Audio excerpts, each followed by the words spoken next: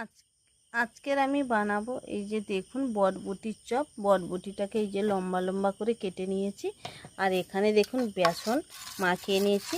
এখানে দিয়েছি লবণ, লঙ্কা গুঁড়ো, হলুদ গুঁড়ো, আর নিয়েছি এই যে কালো জিরে আর বেকিং সোডা দিয়ে ভালো করে মাখিয়ে নিয়েছি। এটাকে ভালো করে 5 মিনিট ফাটিয়ে নিয়েছি। দেখুন বটবটিগুলো দিয়ে দিয়েছি, আর এদিকে দেখুন সঙ্গে সঙ্গে কড়ার মধ্যে তেল দিয়ে দিয়েছি, গরম হয়ে গেছে। এবার একটা একটা করে ভেজে নেব।